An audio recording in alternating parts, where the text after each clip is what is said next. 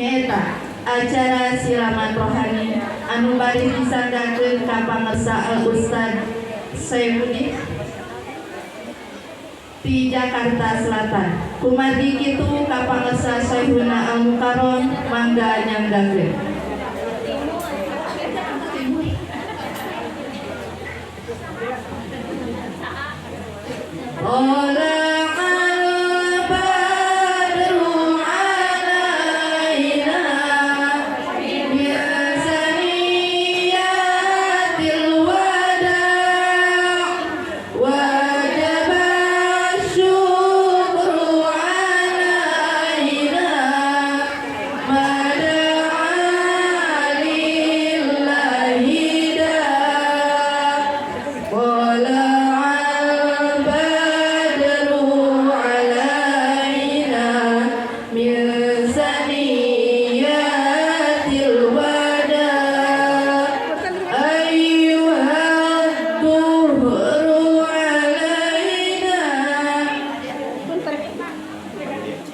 Alhamdulillah.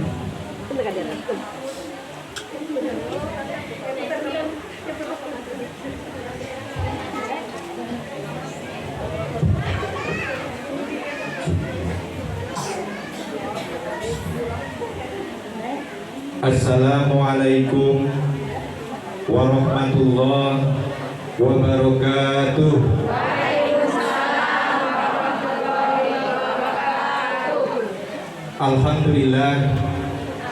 Alhamdulillahilladzi arsala rasulahu bil huda wa dinil haqq liyudhhirahu 'ala dini kullihi wa kafa billahi shahida.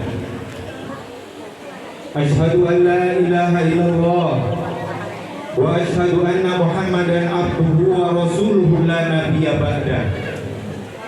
Allahumma sholli wa sallim ala sayyidina wa maulana Muhammad wa ala alihi wa ashabihi ajma'in. Faqala Allah ta'ala fil Qur'anil Karim, a'udzu billahi minasyaitonir rajim. Ya ayyuhalladzina amanu taqullaha wa qulu qawlan sadida yuslih lakum a'malakum wa yaghfir lakum dzunubakum wa may yuti'illaha wa rasulahu faqad faza fawzan 'azima. Shadaqallahul 'azim. Yang saya hormati pimpinan Majelis Taklim At-Takhiriyah, betul ya Bu ya? Yang saya hormati para ustazah, segenap hadirin undangan yang dirahmati oleh Allah Subhanahu wa taala. Tak lupa ketua RT berapa ini Bu? RT 3, mungkin Pak RT-nya nggak ada, tapi ibunya ada ya? Insya Allah, alhamdulillah. Yang saya hormati juga ketua RW berapa Bu?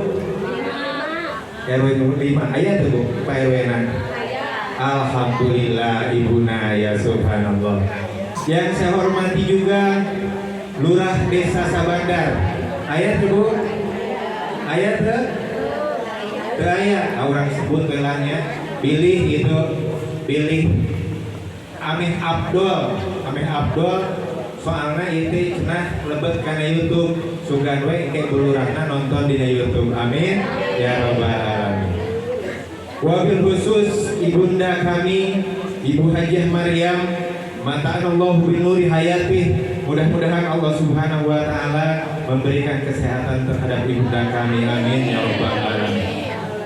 Pertama, marilah kita panjatkan puji serta syukur kita kepada Allah Subhanahu wa taala atas segala limpahan rahmat karunia yang Allah berikan kepada kita, terutama nikmat iman, nikmat yang tiada duanya yang tertanam di dalam hati kita, serta nikmat sehat walafiat, sehingga di acara yang mulia ini kita sama-sama duduk hadir di pagi hari yang ini. Mudah-mudahan di pagi hari yang cerah ini kita sama-sama mendapat keberkahan dari Allah Subhanahu wa taala.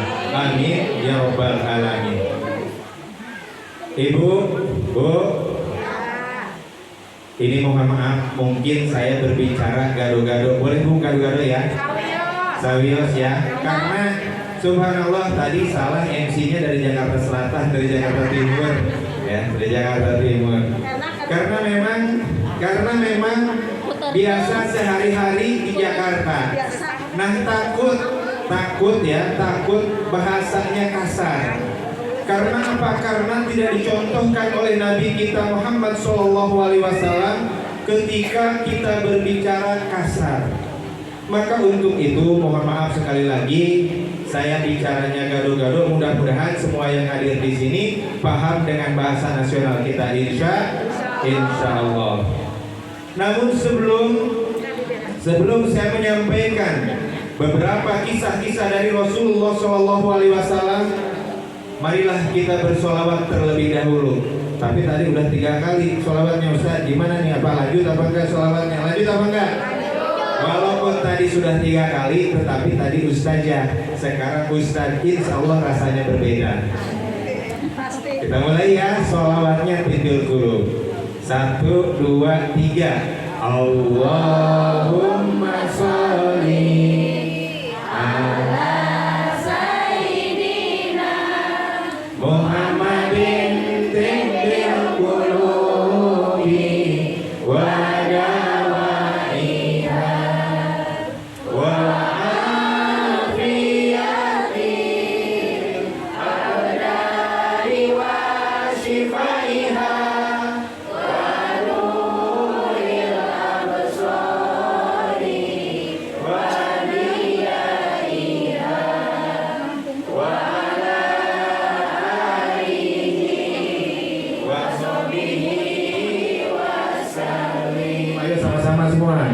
Allahumma sholli ala Sayyidina Muhammadin tibbil qulubi wa dawaiha wa afiyatil abdani wa shifaiha wa nuril absari wa diyaiha wa ala alihi wa sahbihi wa sallim. Sekali lagi, Allahumma sholli ala Sayyidina Muhammadin tibbil qulubi wa dawaiha wa afiyatil abdani wa shifaiha wa nuril absari wa diyaiha wa ala alihi wa sahbihi wa sallim. Allahumma sholli wa sallim wa barik alaihi. Pada dasarnya hidup ini adalah ujian dari Allah Subhanahu wa taala. Yang mana setiap langkah, setiap detik, setiap amal yang kita lakukan, kelak Allah Subhanahu wa taala akan memintakan pertanggungjawabannya kepada kita. Baik Allah Subhanahu wa taala akan mengganjarnya dengan surga, buruk Allah Subhanahu wa taala akan membalasnya dengan neraka. Maka untuk itu ma'asyiral muslimin wal muslimat rahimakumullah, hendaklah setiap diri memperhatikan apa yang kita perbuat di dunia ini, karena pada dasarnya kehidupan yang kekal adalah negeri akhirat. Kalau saja di dunia ini usia kita hanya 20 tahun, 40 tahun, 70 tahun lamanya, tetapi di negeri akhirat ada awal tanpa ada akhir. Tentu bagi kita selama melangkah di dalam kehidupan dunia akan berhati-hati apakah yang kita lakukan ini benar atau tidak menurut syariat dari Allah Subhanahu wa taala. Allah Subhanahu wa taala berfirman di dalam Al-Qur'an, A'udzubillahi minasyaitonirrajim. Wa nafsin wa ma sawwaha fa alhamaha fujuraha wa taqwaha. Qad aflaha man zakkaha wa qad khaba man dassaha. Sungguh di dalam penciptaan penyempurnaan manusia demi penciptaan manusia, maka sungguh beruntung bagi siapa saja yang mensucikan hatinya, yang membersihkan hatinya, yang membersihkan amalnya, yang membersihkan kata-katanya, yang membersihkan hartanya, yang membersihkan usahanya, yang memperhatikan amal-amal ibadahnya. Kata Allah, sungguh beruntung dia kelak di akhirat. Tapi merugilah barang siapa yang mengkotori hatinya, yang usahanya tidak baik, tidak halal, berkata-katanya tidak sopan dan kasar, maka kata Allah Subhanahu wa ta'ala, sungguh merugi, hatinya kotor, kata Allah Subhanahu wa ta'ala. Ma'asyiral muslimin wal muslimat rahimakumullah, wabil khusus ibu-ibu di siang hari ini. Tentu kita semua ingin sekali selamat di akhirat. Betul apa betul, Bu? Mau selamat apa mau celaka? Mau masuk surga atau mau masuk neraka? Allah Subhanahu wa ta'ala berfirman, fa amma man khaffat mawazinuhu fahuwa fi isyatir radiyah wa amma man khaffat mawazinuhu fa ummuhu hawiyah wa ma adraka ma hiya narun hamiyah. Barang siapa yang berat, kata Allah, timbangan amal kebaikannya, fahuwa fi isyatir radiyah, maka sungguh mereka berada di dalam keridhaan Allah Subhanahu wa ta'ala. Radhiyallahu anhum, di dalam ayat yang lain Allah ridho terhadap mereka, wa radu anhu, dan mereka pun ridho terhadap Allah Subhanahu wa ta'ala. Dzalika liman khasya rabbah, itulah balasan bagi orang-orang yang senantiasa beramal soleh di dunia. Amin, mudah-mudahan kita termasuk orang yang senantiasa melakukan amal soleh. Amin ya rabbal alamin. Kira-kira yang tadi saya sampaikan, kita sudah memilih ingin sekali hati kita masuk surga, maka hendaklah kita perhatikan apa saja kriteria-kriteria sehingga menyebabkan wanita masuk neraka. Mau disebutin nggak, Bu, kira-kira? Disebutin ya, biar kita semua terhindar dari azab api neraka. Kata Rasulullah SAW, yang pertama bagi wanita apabila ingin terhindar dari azab api neraka, hendaklah dia ini, wanita ini, jangan berkata kasar terhadap suaminya. Yang pertama, Bu, ya, jangan berkata kasar terhadap suami. Insya. Yang di sini lembut semua terhadap suami. Selembut apa? Selembut salju atau selembut es krim. Subhanallah. Jangan sekali-kali ibu, kalau ibu ingin masuk surga, berkata kasar terhadap suami, mengejek suami, menghina suami. Maka ini adalah cerminan bagi wanita yang berkata kasar terhadap suami. Dia cerminan akan ditempatkan oleh Allah Subhanahu wa ta'ala ke neraka. Allahu akbar, nauzubillah, summa nauzubillah. Insya Allah kita semua lembut terhadap suami, insya Allah. Kemudian yang kedua, jangan membebani lebih dari kekuatan suami. Jangan melebihi beban yang dipikul oleh suami. Contoh ya, suami 10 juta gajinya, 10 juta, Bu, ya, gajinya semua ya, betul? Amin gitu. Gaji suami 10 juta, tetapi gaya hidup kita para istri ini 15 juta. Ini sudah membebani beban suami. Maka ini hati-hati ibu-ibu hadirin rahimakumullah. Udah tahu gaji suami 10 juta, pengeluaran 15 juta, bahkan belum termasuk arisan menjadi 20 juta, belum cicilan rumah menjadi 25 juta. Allahu akbar. Habis suami dikesek-kesek sama istri, Pak, Pak, apa sih Mak? Itu coba lihat dong tetangga baru kemarin beli Magicom, ya elah bilang timbang Magicom doang, pakai ngiri sama tetangga, ya. Ini jangan seperti itu. Terus kenapa Bu? Saya mau dong Magicom seperti tetangga. Kata bapaknya jawab, Neng belum gajian, bapak ini katanya belum gajian. Terus gimana?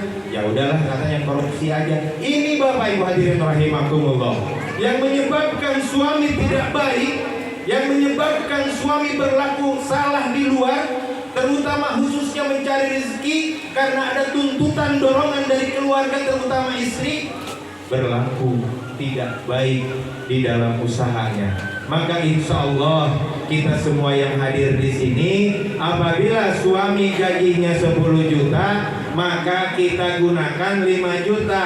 Yang 5 jutanya lagi ditabung untuk pergi haji, untuk beli rumah, untuk sekolah, untuk bantu orang tua. Yang 5 jutanya dibagi dan terserah kira-kira. Enak gak kira-kira kayak begitu? Akan terasa kaya apa akan terasa susah apabila kita memanage yang baik? Tentu akan kita terasa senang, akan terasa kaya, nikmat dengan adanya rizki yang diberikan oleh Allah Subhanahu wa Ta'ala terhadap kita.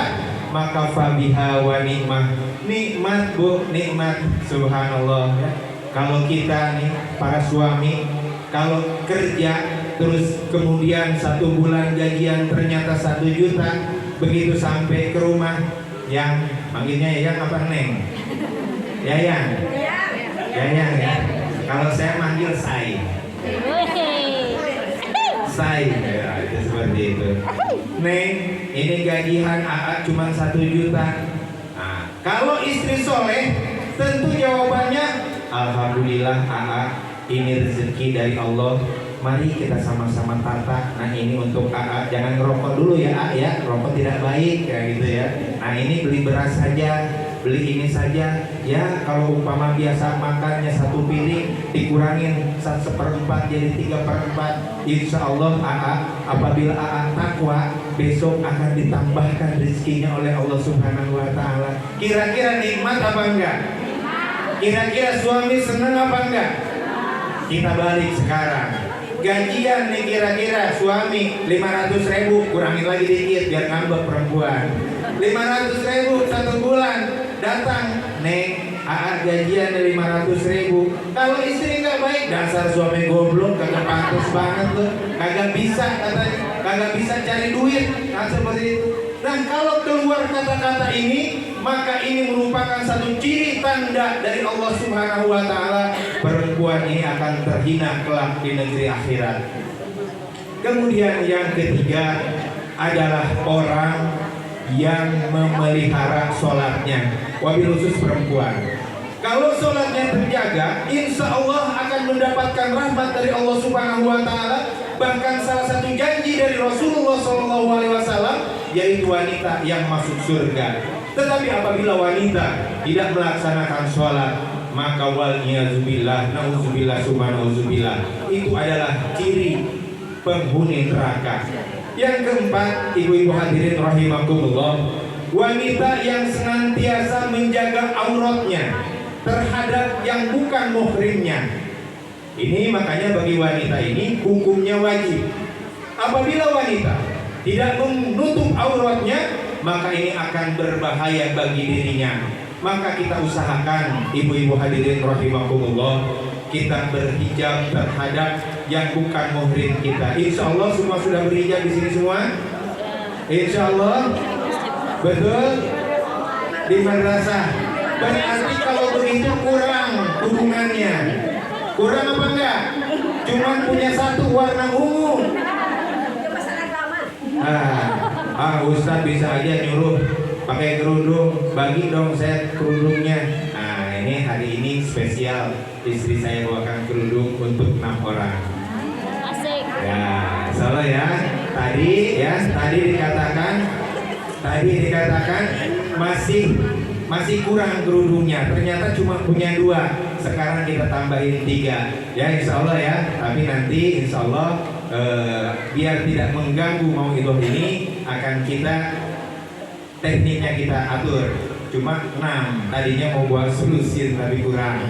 Ya, subhanallah. Insya Allah ya, nanti dibagi ada. Coba saya mana kerudungannya? Nah, ini sudah dibawa. Nah, cuma 6 ya, nanti insya Allah. Ini khususnya bagi yang kurang ya.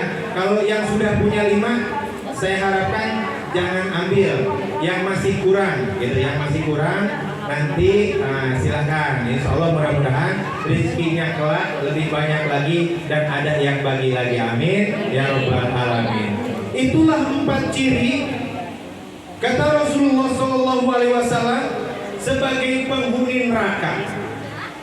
Kira-kira kita waliyadzubillah semua yang hadir di sini, tentu kita juga tidak hanya kepada yang hadir di sini, keluarga kita, saudara kita doakan agar semua kita terhindar dari azab api neraka. Amin ya robbal alamin. Kemudian apa sih yang menyebabkan wanita masuk surga? Ibu, ini acara saya dengar dari jam 6 ya. Jadi jangan gagal fokus, nanti salah arti saya diomelin ya. Jangan sampai salah paham. Maka marilah kita simak betul-betul. Kemudian apa yang menyebabkan istri masuk surga? Demi Allah ibu, bagi para wanita apabila ingin masuk surga itu catatannya mudah sekali. Hanya 4 kata Rasulullah SAW apabila wanita ingin masuk surga. Idza sholatil mar'atu khamsaha wa shauma sahraha wa hafidat farjaha wa ata'at zawjaha. Apabila seorang wanita ini melaksanakan sholat 5 waktu, kemudian puasa di bulan Ramadan, kemudian dia menjaga kehormatannya, kemudian yang keempat taat kepada suaminya, kata Rasul, maka masuklah ke pintu surga dari manapun, pintu manapun yang kamu mau. Allahu Akbar. Yang pertama apa tadi kalau mau masuk surga, Bu? Yang pertama sholat, yang kedua puasa di bulan Ramadan, yang ketiga menjaga kehormatannya, yang keempat taat sama suaminya. Kalau yang pertama, Al-Fakir insya Allah yakin semua yang hadir di sini beserta keluarga kita senantiasa menjaga sholatnya. Insya sholat semua yang ada di sini, alhamdulillah. Yang kedua kata Rasulullah SAW, bagi wanita ini menjaga puasa di bulan Ramadan. Dia puasa saja, tidak perlu puasa sunnah. Puasa di bulan Ramadan. Nah, untuk yang kriteria nomor 2 ini, insya Allah yang hadir di sini semua sudah melaksanakannya. Insya Allah. Kemudian yang ketiga, kata Rasulullah SAW, dia hendaklah apa tadi? Yang ketiga, menjaga kehormatannya, terlebih apabila jauh dari suaminya. Insya Allah semua kita yang hadir di sini menjaga kehormatan ibu-ibu kita semua. Dan yang keempat adalah taat kepada suami. Saya berhenti dulu kalau taat sama suami. Ini kira-kira taat semua nggak sama suami? Saya nanyanya agak maju sedikit. Kira-kira taat nggak semua yang hadir di sini sama suami? Kayaknya nggak yakin kayaknya. Allahu Akbar. Ya, kayaknya nggak yakin taat sama suami.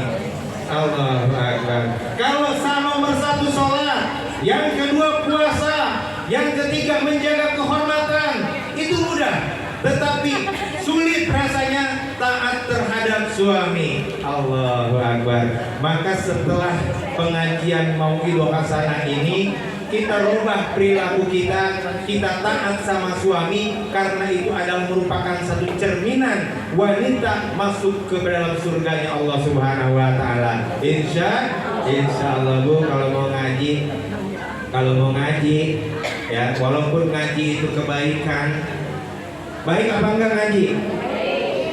Kalau enggak pamit sama suami, jadi tidak baik, jadi dosa.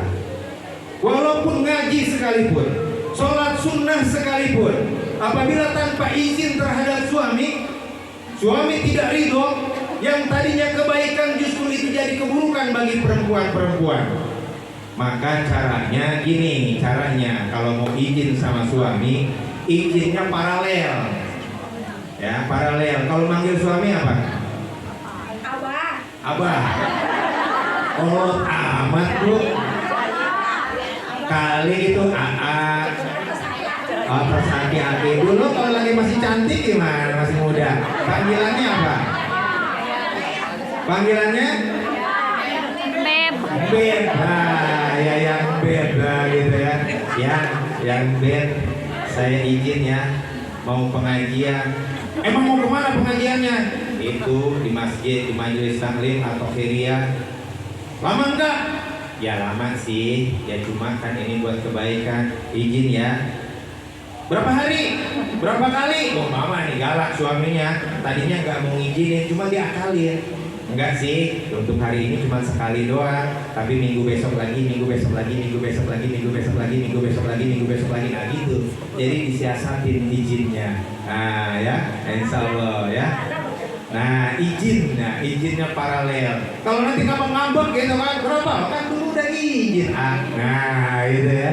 Subhanallah. Tetapi intinya Bapak Ibu hadirin rahimakumullah, suami ini harus diutamakan daripada mengerjakan hal yang sunnah-sunnah. Karena kebanyakan orang, karena ketidaktaatan terhadap suami, banyak keluarga yang berantakan, bahkan keluarganya gersang, keluarganya seperti malapetaka terus-menerus, karena tidak ada rasa kasih sayang dan saling pengertian di antara keduanya. Allahu Akbar. Bu, yang di luar jangan bengong aja, kelihatan dari sini ya, sambil senyum gitu ya. Subhanallah. Kalau awal pertama kita berkeluarga ya, itu wajar, namanya tahapan belajar. Kalau ada cekcok, ada marah, ada segala macam terhadap romantika keluarga, itu wajar Bu. Dulu saya kalau saya marah banting piring satu, banting piring satu, dilawan sama istri saya, Magicom dibanting. Allah. Ini saya bilang dalam hati ini enggak iya ini kayak begini ya. Enggak, apa namanya? Saya membanting harga yang Rp1.000, dia ngebanting harga yang Rp200.000. Yang rugi kan saya juga. Mulai saat itu saya berpikir, oh ini ada cara yang salah ternyata di dalam membina keluarga. Setelah diperhatikan, setelah diteliti, setelah ditelaah, ternyata memang banyak kekurangan-kekurangan di antara kita, di mana kita membina rumah tangga, terutama saling pengertian, saling kasih sayang, sehingga di situ banyaklah keretakan-keretakan. Ternyata apabila kita sudah sakinah, mawaddah warahmah, subhanallah, nikmat, betul-betul nikmat. Kita belum bangun, istri kita sudah nyeduhin kopi, karena favorit saya jam 4, jam 3 itu kopi. Jadi begitu belum bangun itu kopi sudah tercium. Allahu Akbar ya. Mudah-mudahan pada saat susah, ibu hadirin rahimakumullah, yang kalau saya manggil tadi apa tadi? Masih ingat nggak? Saya. Ini saya perlu modal. Ini duit habis di rekening, nggak ada Rp1 pun.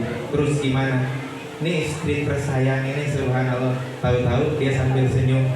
Nih, dia manggilnya apa ya? Lupa. Aang manggilnya. Ya. Ang, ini ada, dikeluarin 10 juta. Subhanallah. Alhamdulillah. Inilah terasa nangis saya yang selama ini tidak pernah memberikan uang begitu banyak, tetapi di dalam kesempatan yang sulit kita di dalam ekonomi, ternyata istri solehah dapat menyisihkan dan mengeluarkan, merelakan celengannya, tabungannya untuk keperluan bersama. Allahu Akbar. Mudah-mudahan jadi amal soleh. Amin ya rabbal alamin. Nah ibu hadirin jamaah yang dirahmati oleh Allah Subhanahu wa Ta'ala, Allah Subhanahu wa Ta'ala menjelaskan di dalam hadis qudsinya, a'dadtu li ibadis sholihin. Allah Subhanahu wa Ta'ala menyediakan surga yang penuh kenikmatan, mala ainun ra'at wala udunun sami'at wala khatara ala qalbi bashar. Yang mana kenikmatan tersebut kata Allah Subhanahu wa taala di dalam hadis qudsinya, saking nikmatnya kenikmatan akhirat itu tidak terlihat oleh mata dan tidak pernah terdengar nikmat itu oleh telinga. Bahkan yang lebih dahsyatnya lagi, sedikit pun tidak pernah terbersit di dalam hati. Begitu nikmatnya. Adapun kehidupan dunia, nikmatnya dunia, nikmatnya mobil mewah, nikmatnya rumah megah, nikmatnya makanan-makanan yang kita makan, itu tidak ada sepersekian persennya dibandingkan negeri akhirat. Di dalam kesempatan lain Rasulullah SAW menyampaikan bahwa kenikmatan akhirat itu diibaratkan di lautan yang lepas. Kita ceburkan jari kita, meneteslah setetes air dari jari kita, maka itulah kenikmatan dunia yang diperebutkan oleh seluruh manusia mulai dari zaman Nabi Adam alaihissalam sampai hari kiamat kelak. Kira-kira terbayang gak kenikmatan akhirat nanti, Bu? Allahu Akbar. Sangat luar biasa. Kenikmatan akhirat itu sangat luar biasa. Tidak terbayang di dalam hati kita, tidak pernah terlihat oleh hati kita. Maka tentu bagi orang-orang yang beriman, tidak hanya di dalam kehidupan dunia ini mengejar hanya materi, mengejar hanya kehidupan kesenangan dunia. Tentu oleh orang-orang yang beriman akan lebih memperhatikan bagaimana kehidupan kesenangan di akhirat. Allah Subhanahu wa taala berfirman, "Wabtaghi fima ataqallahu ad-darul akhirah wa la tansa nasibaka minad dunya wa ahsin kama ahsanallahu ilaik wa la tabghil fasada fil ard innallaha la yuhibbul mufsidin." Carilah kata Allah kebahagiaan negeri akhiratmu. Yang pertama yang harus kita lakukan di dalam kehidupan ini adalah untuk mencapai kehidupan akhirat.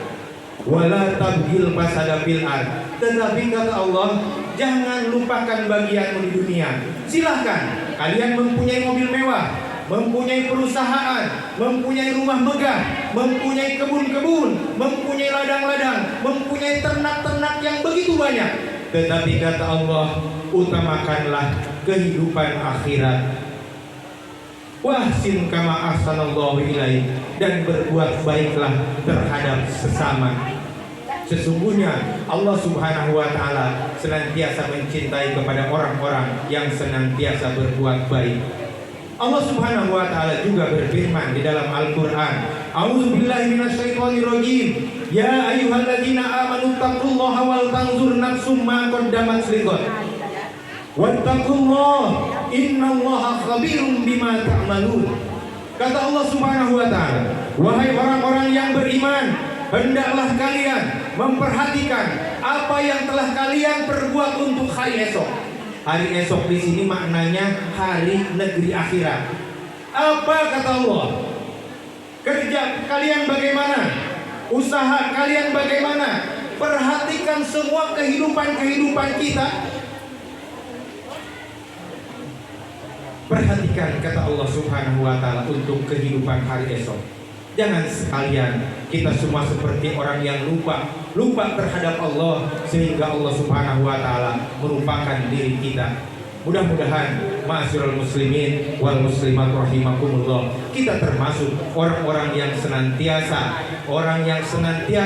mencapai kehidupan akhirat, memperhatikan kehidupan akhirat. Jangan semata-mata hanya mengejar kehidupan dunia. Sesungguhnya kehidupan dunia ini Allah Subhanahu wa taala jelaskan, illa mata'ul ghurur. Kehidupan dunia ini adalah hanyalah kesenangan yang menipu, kesenangan yang memperdaya. Kita mengejar dunia, kita sudah dapat 1 juta, kita pingin 100 juta. Setelah 100 juta kita pingin 500 juta. Setelah 500 juta kita pingin 1 miliar. Begitu kita dapat 1 miliar, yang tadinya hati kita rasa kita akan bahagia dengan uang 1 miliar, ternyata tidak, Bapak Ibu hadirin rahimakumullah. Bagi orang-orang yang senantiasa ingkar kepada Allah, dia tidak memperhatikan ibadahnya. Dengan hartanya yang begitu banyak, justru akan mencelakakan dirinya, justru akan menjauhkan dirinya dari Allah Subhanahu wa taala. Padahal dia tahu hartanya yang banyak itu tidak mampu menahan memutihnya rambut. Hartanya yang banyak itu tidak mampu menahan gugurnya gigi. Yang lebih dahsyat lagi, hartanya yang banyak itu tidak mampu menolak kedatangan malaikul maut, malaikat sang pencabut nyawa. Tidak akan bisa. Semua akan sirna kelak begitu menghadap Allah Subhanahu wa taala. Dan bagi orang-orang yang hanya mementingkan kehidupan dunia, maka celakalah ia kelak di negeri akhirat. Allahu Akbar. Mudah-mudahan kita semua yang hadir di sini senantiasa menata kehidupan kita, introspeksi diri kita, sejauh mana kecintaan kita kepada Allah dan Rasulnya, dan sejauh mana kita melaksanakan perintah-perintah dari Allah Subhanahu wa taala, agar kita semua kelak selamat di yaumil kiamah. Apabila kita bertakwa kepada Allah, Bapak Ibu hadirin rahimakumullah, Allah Subhanahu wa taala berfirman, walau anna ahlal qura, sekiranya penduduk negeri-negeri amanu beriman, wattaqau dan bertakwa, la fatahna kata Allah, pasti akan diturunkan keberkahan minas sama dari langit, wal ar dan dari bumi. Semua akan diberikan keberkahan bagi orang-orang yang beriman, orang yang bertakwa. Manakala orang yang beriman akan merasa kesulitan, kesulitan itu tidak akan lama, akan berlalu dari kehidupan kita. Di dalam ekonomi pun juga, apabila orang yang beriman senantiasa menjaga perintah-perintah dari Allah Subhanahu wa taala, maka insya Allah semua Allah Subhanahu wa taala akan berikan kemudahan. Wa yarzuqhu min haitsu la yahtasib, maka Allah akan memberikan rezeki dari arah yang tidak disangka-sangka. Wa may yatawakkal 'alallah fa huwa hasbuh. Barang siapa yang bertakwa kepada Allah, maka Allah akan mencukupi kehidupan-kehidupan kita, kebutuhan-kebutuhan kita. Ustaz, serius banget saya. Asik nggak? Asik nggak? Tapi capek. Subhanallah. Asik, subhanallah. Luar biasa. Kenapa sekarang ini Bapak Ibu hadirin rahimakumullah, saya sebut aja Bapak ya, karena ada bapak-bapak juga di luar. Kenapa Bapak Ibu hadirin rahimakumullah, kita masih terasa berat di dalam kehidupan kita, di dalam mengarungi rumah tangga kita? Coba kita kembali kepada diri kita masing-masing. Apakah sudah benar sholat kita? Apakah sudah benar beribadah kita? Apakah sudah benar bersosial kita terhadap tetangga? Apakah sudah benar ketika kita mengurus majelis taklim dan lain sebagainya? Saya yakinnya, apabila atiullah wa atiur rasul, maka semua akan diberikan kemudahan dan akan diberikan keberkahan oleh Allah Subhanahu wa taala. Bapak Ibu hadirin jamaah yang dirahmati oleh Allah Subhanahu wa taala, dalam kesempatan yang baik ini, marilah kita senantiasa menteladani kecintaan kita kepada Rasulullah Sallallahu Alaihi Wasallam. Kalau tadi Bu Ustazah menjelaskan cinta terhadap Rasulullah, sekarang saya tanya, kenapa kita harus cinta terhadap Rasulullah? Kenapa? Ini sebetulnya Bu Ustazah, mohon maaf yang mana ya Bu Ustazahnya? Yang ini ya Subhan. Ini udah diborong ini, tapi nggak apa-apa ya, saya sampaikan lagi ya. Tadi sama, walaupun temanya sama, tapi akan terasa berbeda. Subhanallah. Tadi dikatakan oleh Bu Ustazah, kita harus cinta kepada Rasulullah Sallallahu Alaihi Wasallam. Sekarang saya balik, mengapa kita harus cinta kepada Rasulullah Sallallahu Alaihi Wasallam? Ada yang tahu? Samaan salah satunya. Ada yang tahu lagi? Mengapa kita harus cinta kepada Rasulullah? Ternyata Bapak Ibu hadirin jamaah yang dirahmati oleh Allah Subhanahu wa taala, Rasulullah Sallallahu Alaihi Wasallam lebih mencintai kita. Allahu Akbar. Kita belum kurban, Rasulullah Sallallahu Alaihi Wasallam pikirkan kurban kita. Kita sulit dipikirkan oleh Rasulullah Sallallahu Alaihi Wasallam. Rasulullah selalu risau terhadap umatnya. Ummati. Marilah kita dengarkan cuplikan-cuplikan kisah Rasulullah SAW. Walaupun saya sampaikan hanya singkat. Pada saat Rasulullah SAW hendak melaksanakan dakwah ke Taif. Tahu Taif, Bu? Tahu nggak Taif? Ya, sebelah situ Maleber lah. Ya, sebelah situ Maleber. Ketika Rasulullah SAW hendak melaksanakan dakwahnya ke Taif pada saat itu, Rasulullah SAW melaksanakan dakwah tersebut yang dalam pikirannya mungkin Rasulullah SAW akan diterima oleh warga Taif. Ternyata apa yang dilakukan oleh warga Taif? Warga Taif mengusir, anak-anaknya melempari, digiring bagaikan hewan, dilempari bahkan sampai berdarah-darah. Rasulullah pelipisnya, giginya sampai patah. Ketika perjalanan pulang, Rasulullah SAW istirahat. Malaikat geram, malaikat penjaga gunung menawarkan kepada Rasulullah, wahai Rasulullah, angkatlah kepada Allah, mintalah kepada Allah agar aku timbun warga Taif ini dengan gunung yang aku jaga. Apa jawaban Rasulullah? Ibu-ibu hadirin rahimakumullah. Jangan. Waqulullah yang lamun. Sesungguhnya mereka umat yang tidak mengetahui. Dalam keadaan Rasulullah SAW didera, dilempari, dihina oleh warga Taif, Rasulullah malah mengangkat, ya Rabb, ya Tuhanku, saya berharap kemudian kelak warga Taif ada yang beriman setelah peninggalanku. Allahu Akbar. Ternyata apa doa Rasulullah SAW? Ini perhatikan. Begitu Rasulullah berdoa, 100% Allah kabulkan. Sekarang warga Taif ada nggak yang tahu berapa persen muslimnya dan non muslimnya? Ada nggak yang tahu? 100% warga Taif muslim. Allahu Akbar. Itu doa dari Rasulullah SAW. Begitu cinta terhadap umatnya.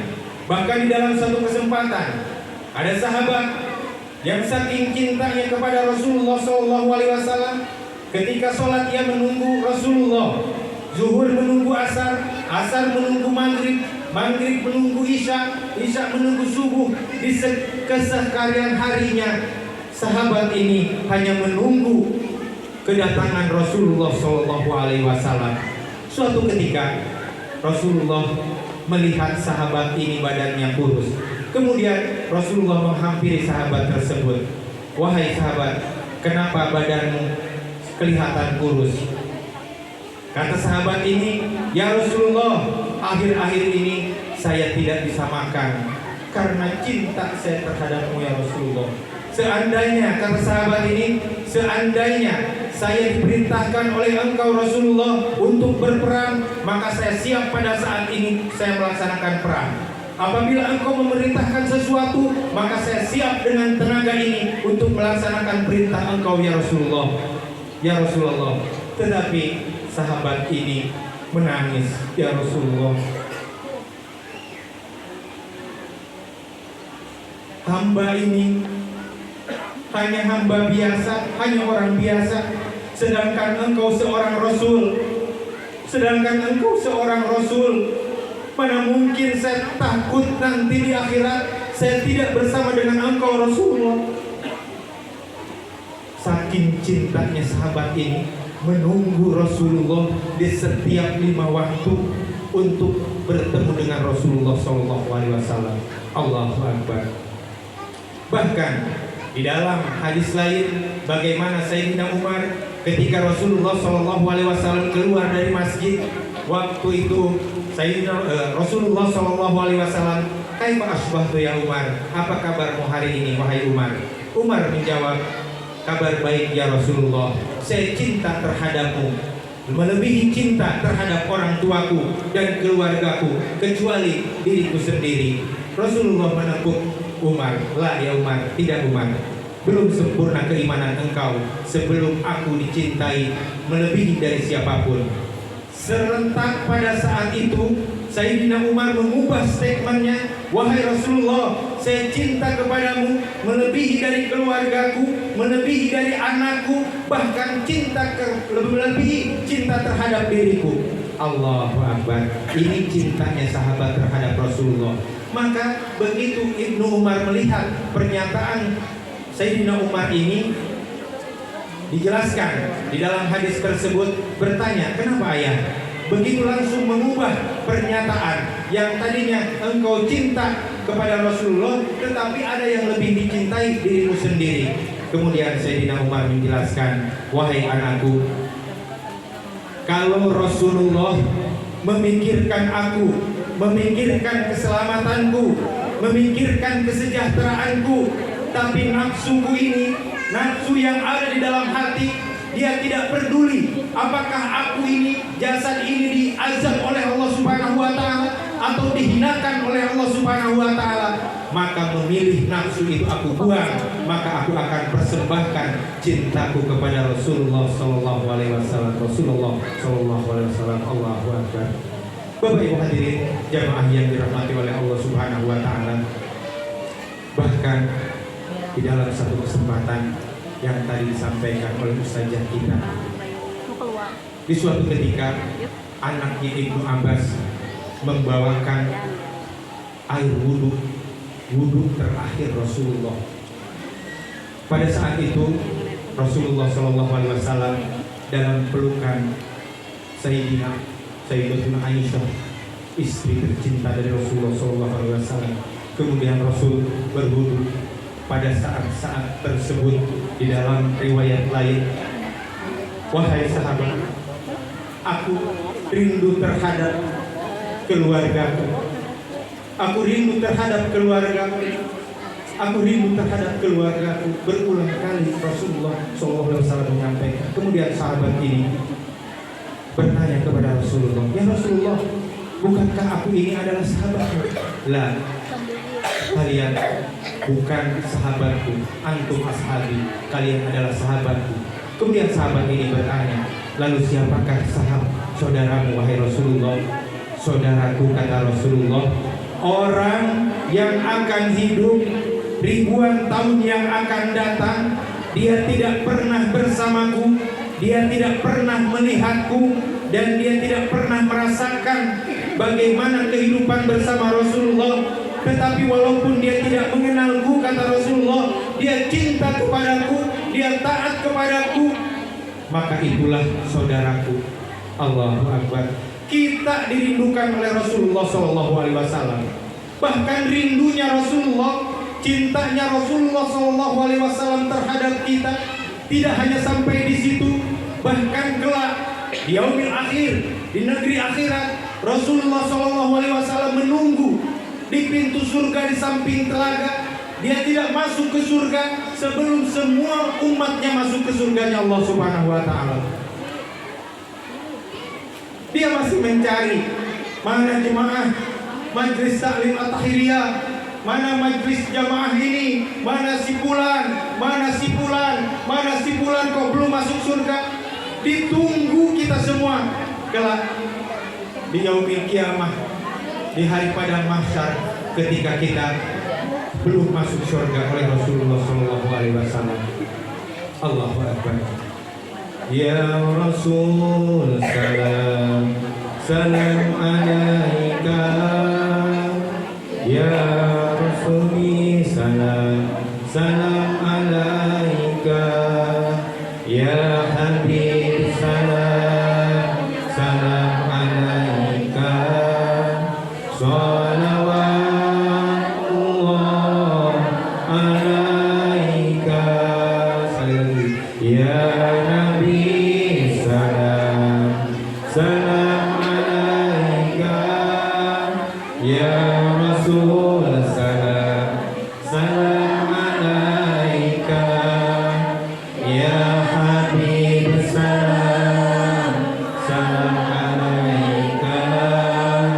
Salawatullah alaika. Suatu hari malaikat Jibril datang kepada Rasulullah. Ya Rasulullah, sesungguhnya Allah Subhanahu wa taala sedang membesarkan api neraka. Waji ayam itu jahannam. Kemudian Rasulullah SAW bertanya kepada malaikat Jibril, wahai Jibril, terangkanlah kepadaku bagaimana sifat neraka. Kemudian malaikat Jibril menjelaskan, sesungguhnya neraka itu bertingkat-tingkat dan bersusun-susun. Di antara tingkatannya mempunyai lubang-lubang. Dan di antara jarak yang satu dengan yang lainnya seperti 70 tahun perjalanan. Dan mempunyai panas 70 kali lipat lebih panas dari yang sebelumnya. Neraka yang paling bawah diisi oleh orang-orang munafik. Allah Subhanahu wa taala jelaskan, innal munafiqina fi darkil asfali minan nar wa lam tajid lahum nasira. Sesungguhnya orang-orang munafik itu tempatnya adalah neraka yang paling bawah, neraka yang paling panas, wa lam tajid lahum nasira, dan tidak ada pertolongan bagi mereka. Kemudian di tingkatan yang kedua diisi oleh orang-orang musyrik, orang yang mengaku beriman kepada Allah tetapi dia musyrik. Dia percaya terhadap hal-hal yang tahayul. Dia menyembah Allah, dia sholat, tetapi dia minta sama gunung. Dia menghambakan hartanya, dia menghambakan jabatannya. Walaupun di sisi lain dia taat, dia beriman, mengaku beriman kepada Allah. Itu adalah tempatnya yang kedua. Kemudian di tempat yang ketiga adalah diisi oleh orang-orang yang tidak pernah sholat. Allah Subhanahu wa taala berfirman, "Ma salakakum fi saqar?" Apakah yang membuatmu berada di dalam neraka Saqar? Kemudian penghuni neraka tersebut, penghuni neraka Saqar, qalu lam naku minal musallin. Kami dahulu di dunia tidak pernah melaksanakan sholat. Walam naku nutimul miskin, wa kunna naqudu ma'al khalidin. Kami tidak menganjurkan memberi makan terhadap orang miskin, dan kami selalu membicarakan hal-hal yang batil, bersiasat, merencanakan keburukan-keburukan, membicarakan hal-hal yang batil, riba dan lain-lain sebagainya. Maka mereka kekal berada di dalam neraka Saqar. Kemudian di tingkatan yang berikutnya, malaikat Jibril menjelaskan tingkatan yang keempat diisi oleh orang-orang yang penghuni adalah diisi oleh iblis beserta pengikutnya. Iblis yang selalu menggoda manusia, yang mengajak ke hal-hal yang buruk, dan orang-orang yang ikut iblis maka akan ditempatkan di neraka yang keempat. Kemudian di neraka yang kelima, yang keenam, maka ditempati oleh orang-orang yang tidak berzakat. Kemudian di tingkatan yang keenam diisi oleh orang-orang Yahudi. Kemudian malaikat Jibril terdiam. Rasulullah bertanya, "Wahai Jibril, siapakah penghuni neraka ketujuh?" Malaikat Jibril masih diam. Rasul bertanya kembali, "Wahai Jibril, siapakah penghuni neraka ketujuh?" Malaikat Jibril masih berdiam. Kemudian Rasul bertanya kembali, "Wahai Jibril, siapakah penghuni neraka ketujuh?" Jibril menjawab, "Ummatuka ya Muhammad." Mendengar kata-kata ini, Rasulullah Shallallahu Alaihi Wasallam jatuh pingsan. Pingsan karena mendengar akan ada umatnya yang masuk neraka. Allahu Akbar. Baru beritanya saja dari malaikat Jibril bahwa akan ada umatnya yang masuk neraka, Rasulullah Shallallahu Alaihi Wasallam pingsan. Kemudian malaikat Jibril meraih Rasulullah Shallallahu Alaihi Wasallam ke pangkuannya. Tak lama kemudian Rasulullah Shallallahu Alaihi Wasallam terjaga dari pingsannya, sambil bercucuran air mata, seolah-olah tidak percaya apa yang disampaikan oleh malaikat Jibril. "Wahai Jibril, awayadkhulu ummati annar?" Apakah benar akan ada umatku yang masuk neraka? "Na'am ya Rasulullah. Umat kamu ibul kabair min umat walad yatub." Dari kalangan umatmu, kata malaikat Jibril, dari kalangan umatmu yang mempunyai dosa besar selama hidupnya dan dia mati belum bertobat. Setelah mendengar kabar itu, Rasulullah SAW pulang. Rasulullah SAW pulang dalam hati yang gelisah, dalam hati yang risau, karena tahu akan ada umatnya yang masuk ke neraka. Sehingga Rasulullah di dalam kesedihannya mengurung diri di kamar. 3 hari 3 malam Rasulullah Shallallahu Alaihi Wasallam tidak keluar kecuali hanya untuk melaksanakan sholat berjamaah 5 waktu. Sampailah berita ini kepada Abu Bakar. Abu Bakar pun sedih. Kemudian datang kepada Rasulullah mengetuk pintu. Wahai Rasulullah, bagaimana kabar? Tetapi tidak ada jawaban dari kamar Rasulullah. Sampailah kepada Sayyidina Umar berita duka ini, berita sedih ini. Sayyidina Umar pun bergegas datang kepada Rasulullah. Tetapi sama juga, tidak ada jawaban dari Rasulullah Shallallahu Alaihi Wasallam. Sampai juga kepada sahabat Salman Al-Faris, Ahlul Bait. Salman Al-Faris ini adalah Ahlul Bait begitu Rasulullah, saudara Rasulullah Shallallahu Alaihi Wasallam. Salman Al-Faris pun mengetuk pintu, tetapi sama, tidak ada jawaban. Salman Al-Faris dengan hati yang sedih datanglah kepada putri yang dicintainya, yaitu Siti Fatimah, menyampaikan berita ini. Kemudian tak lama Siti Fatimah pun datang mengetuk pintu Rasulullah SAW. Wahai ayahanda. Siti Fatimah ini mengucapkan salam. Kemudian Rasul begitu mendengar putri yang dicintainya membukakan pintu. Kemudian Siti Fatimah bertanya, wahai ayahanda, apakah gerangan yang membuat engkau larut sedih seperti ini? Wahai Fatimah, saya didatangi oleh malaikat Jibril. Malaikat Jibril memberitakan bahwa akan ada umatku yang masuk neraka, wahai Fatimah. Rasul merisaukan kita. Rasul sayang sama kita. Apakah kita tidak cinta kepada Rasul? Yang Rasul begitu cinta terhadap diri kita. Bahkan ketika Rasulullah SAW kurban 100 ekor unta, disebutkan di dalam kurban itu untuk Muhammad, untuk keluarga, dan untuk umatku.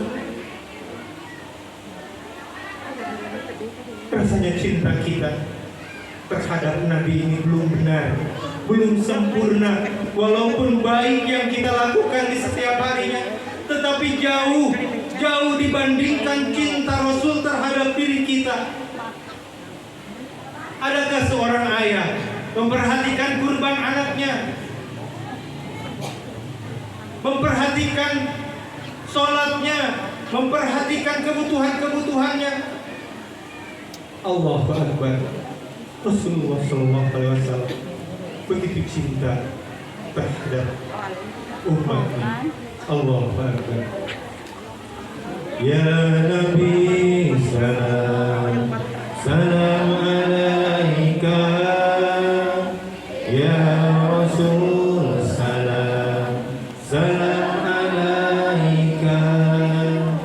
Ya Habib salam, salam alaika. Salawatullah alaika. Ya Nabi salam, Salam alaika, ya Rasul salam, salam alaika, Ya Habib salam, salam alaika.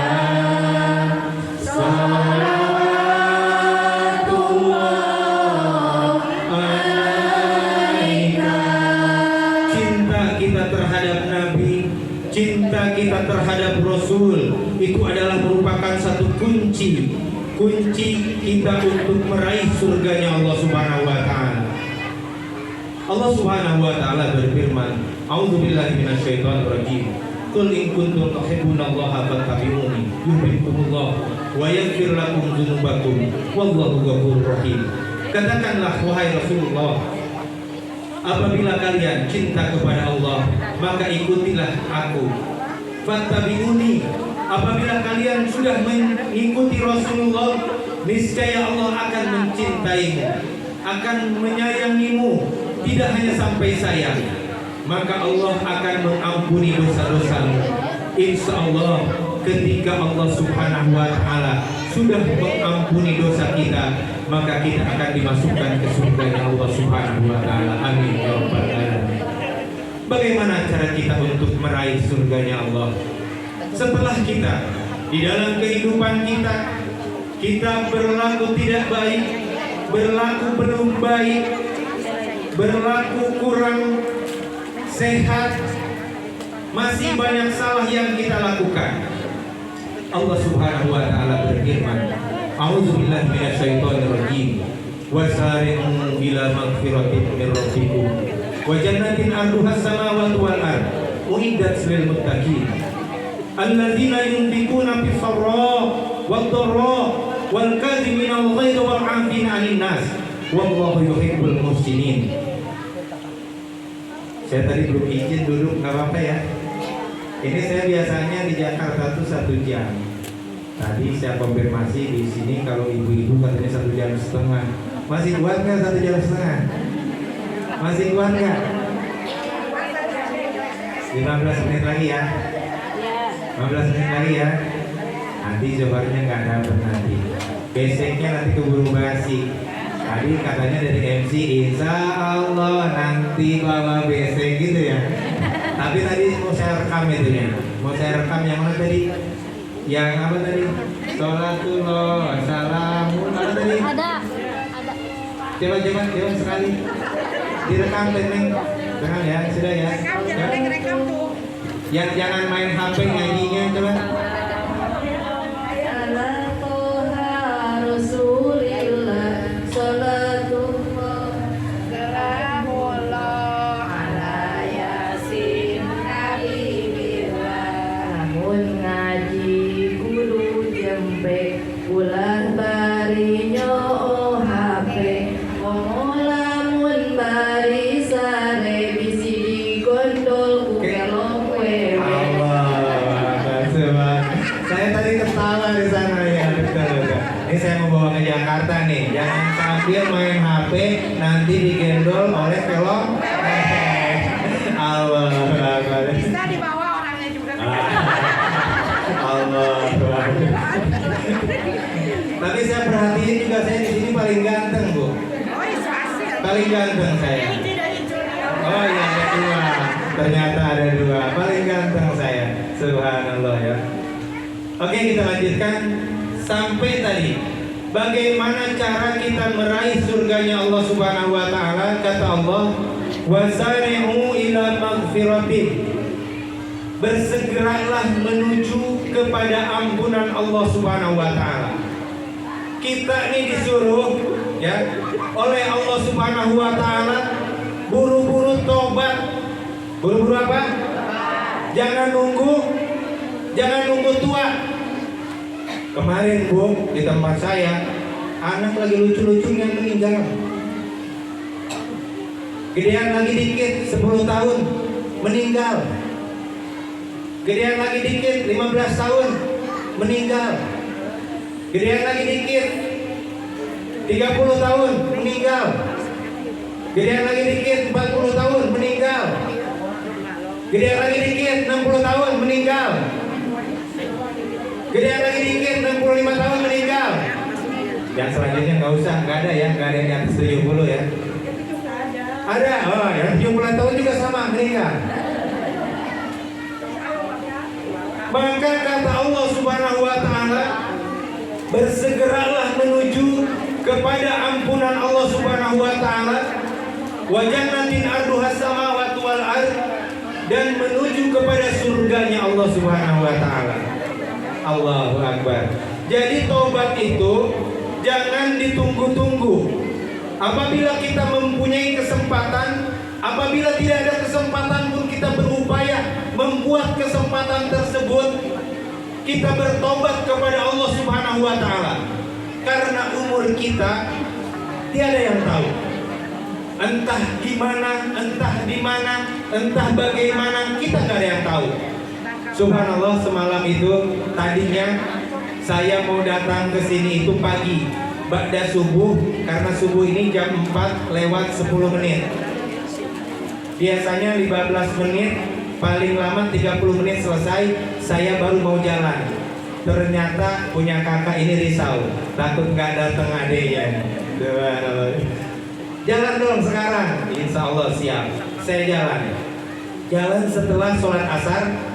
Sebelum sholat asar karena ada tetangga yang hajatan, kita kondangan dulu. Bahkan sebelumnya meminta saya untuk memimpin acara, tetapi saya sampaikan mohon maaf, saya sudah mau OTW ya kalau bahasa sekarang. Udah mau OTW, jadi saya tidak bisa memimpin. Jadi mudah-mudahan acaranya berkah. Saya jalan ba'da asar. Ba'da asar saya sudah niat jamak qashar sholatnya, sehingga tidak berhenti. Dan kebetulan pas mau berhenti di masjid di Cisarua itu hujan. Tadinya sudah mau walaupun tidak niat tapi mau berhenti, tetapi hujan. Maka teruslah, sudah mau parkir, keluar lagi, terus jalan sampai Cisarua. Hujan belum lebat, masih standar. Begitu sampai yang tempat anak muda nongkrong itu apa? Di puncak itu apa?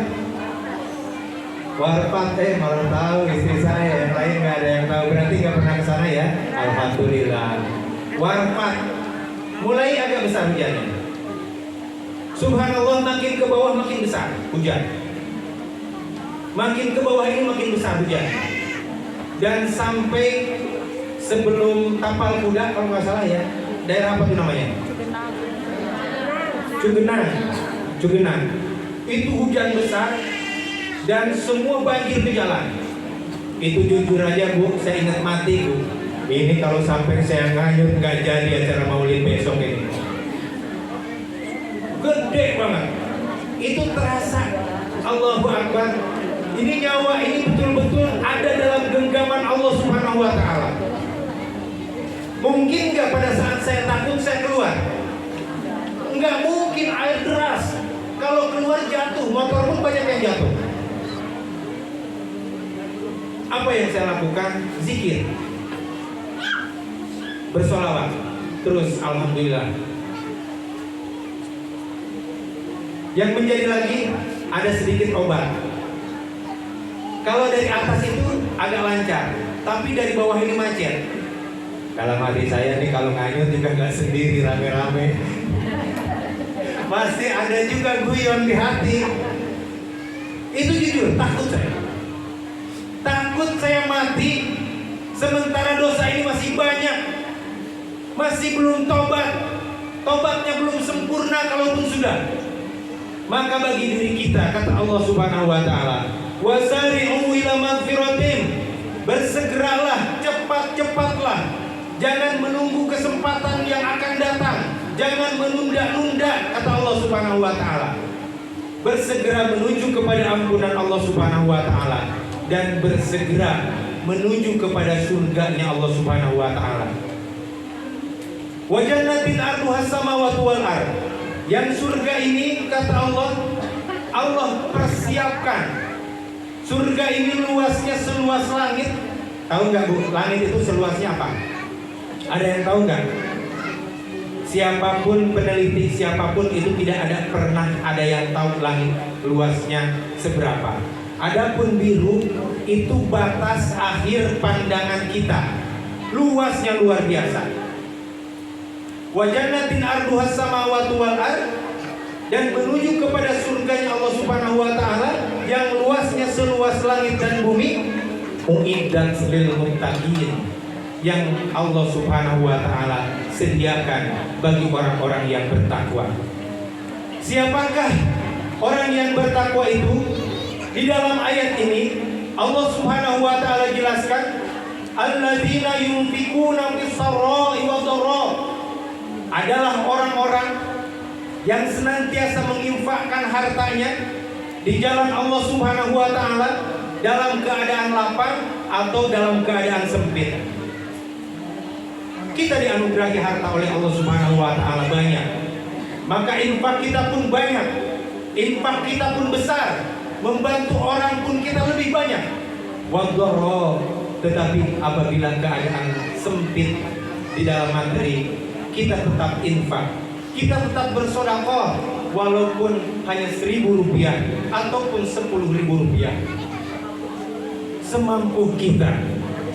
Yang penting cirinya adalah orang yang senantiasa menginfakkan hartanya di jalan Allah dalam keadaan lapang ataupun dalam keadaan sempit. Wadharra wal kadzimin, kata Allah. Dan ciri yang berikutnya adalah orang yang senantiasa dapat menahan amarahnya. Mampu kita marah, mampu kita ngomel, bahkan boleh kita ngomel. Tetapi bagi orang yang merindukan surganya Allah Subhanahu wa ta'ala, maka akan menahan amarahnya sehingga dia tidak jadi marah terhadap orang lain. Wal afina anin nas, dan orang yang senantiasa memaafkan kesalahan orang lain. Kira-kira kita mampu enggak kalau orang berbuat salah sama kita, kita memaafkan? Kira-kira mampu apa enggak? Jujur. Kata Pak Haji, uyah bayar uyah. Walaupun di dalam Al-Quran Allah jelaskan zolim dibalas zolim tidak mengapa. Tetapi apabila kalian menginginkan rahmat dari Allah, menginginkan kebaikan, maka maafkan. Orang yang salah sama kita, kita maafkan. Itu mulia kita di hadapan Allah Subhanahu wa ta'ala. Jadi harus belajar ya. Jadi subhanallah ya. Ini saya cerita, kalau cerita orang kadang-kadang, kalau cerita orang saya suka nggak nyambung. Cerita saya aja. Kita lagi di jalan, diserempet oleh mobil kita. Kira-kira marah nggak? Baret tuh mobil, marah apa enggak? Kalau dibenerin 2 juta itu bumper, ditabrak dari belakang sama motor, kira-kira marah apa enggak? Kalau terjadi sama ibu, marah enggak? Allahu Akbar. Marah. Saya berpikir pada saat bumper mobil saya ditabrak oleh motor, apa yang terdapat pikiran? Itu ayat itu. Wal kadziminal ghaidz, dan dapat menahan amarah, wal afina anin nas, dan memaafkan kesalahan orang lain. Kalau motor itu dijual enggak laku 2 juta, bumper harganya 2 juta. Tapi apabila kita mampu memaafkan kesalahan orang lain, insya Allah, ini bukan saya, kita semua, itu adalah ciri salah satu penghuni surganya Allah Subhanahu wa ta'ala. Allahu Akbar. Wal amin anin nas. Wallahu yuhibbul muhsinin, kata Allah. Allah mencintai orang-orang yang senantiasa berbuat baik. Saya lanjutkan sedikit lagi, karena sudah mulai risau nih kayaknya, sudah mulai panas. Sedikit lagi, intinya ini yang sering terjadi dari diri kita, dari diri kita masing-masing, dan terjadi dari kebanyakan manusia. Walladzina idza fa'alu fahishatan aw dzalamu anfusahum zakarullaha fastaghfiru lidzunubihim wa may yaghfiru dzunuba illallah wa lam yusirru ala ma fa'alu wa hum ya'lamun. Kata Allah, apabila kalian sudah melakukan suatu dosa besar seperti apa? Berzina, membunuh, korupsi, syirik sekalipun, fastaghfiru lidzunubihim, maka beristighfarlah, tobat kepada Allah dari dosa-dosa yang pernah kalian lakukan. Maka insya Allah ketika kita melaksanakan tobat kepada Allah Subhanahu wa ta'ala dengan taubatan nasuha, dengan kriteria tobat dilakukan, maka dosa kita akan diampuni oleh Allah Subhanahu wa ta'ala. Wa may yaghfiru dzunuba illallah, siapa lagi yang dapat memaafkan kesalahan-kesalahan kita kecuali Allah yang dapat memaafkan kesalahan-kesalahan kita. Kata Allah di akhir ayat ini, dan janganlah kalian lakukan lagi dosa tersebut sedang kalian dalam keadaan sadar, sedang kalian dalam keadaan paham kalian sudah bertobat kepada Allah, maka jangan lakukan dosa besar tersebut. Insya Allah dosa sebesar apapun dosa kita, ketika kita memohon kepada Allah, Allah ampunkan dosa-dosa kita. Insya Allah ya Bu, ini dosa kita besar. Besar apa kecil dosa kita? Besar banget Bu. Tadi salah satunya ngaji nggak pamit aja sama suami dosa, apalagi marah sama suami, apalagi membebani suami, itu dosa besar. Tetapi insya Allah kita beristighfar kepada Allah, maka mulai saat ini Allah ampunkan dosa-dosa kita. Tapi minta maaf sama suaminya, insya Allah. Betul. Alhamdulillah, subhanallah. Kalau begitu kita pesen sama Ustadz yang nanti malam biar suaminya mengerti, gitu ya. Nanti katanya nanti malam dari mana? Dari Cikaret ya. Kalau nggak bisa dari suami. Subhanallah, mudah-mudahan dapat jodohnya Ibu. Amin ya rabbal alamin. Kurang lebihnya mohon maaf apabila terdapat tutur kata yang kurang berkenan. Saya mohon ampun kepada Allah apabila ada ayat yang saya salah baca dan sabda Rasul tidak lengkap. Ini adalah merupakan satu motivasi saja dari kami. Mudah-mudahan Allah Subhanahu wa taala mengampuni seluruh dosa dan kesalahan saya dan mengampuni kehilapan-kehilapan saya, dan mohon maaf terhadap ibu-ibu, bapak-bapak hadirin jamaah yang dirahmati oleh Allah Subhanahu wa taala. Mudah-mudahan sekali lagi berkumpulnya kita ini menjadi keberkahan dari Allah Subhanahu wa taala dan menjadi asbab dikuatkannya iman dan takwa kita kepada Allah, sehingga semua yang hadir di sini dikumpulkan dalam keridhaan Allah Subhanahu wa taala, dimasukkan kepada surganya Allah Subhanahu wa taala bersama Nabi, bersama sahabat, bersama tabi'in, bersama orang-orang yang wafat fisabilillah. Amin ya rabbal alamin. Wabillahi taufiq wal hidayah. Subhanallah wa bihamdi, asyhadu an la ilaha illa anta, astaghfiruka wa atubu ilaik. Wal afu minkum. Assalamualaikum warahmatullahi wabarakatuh.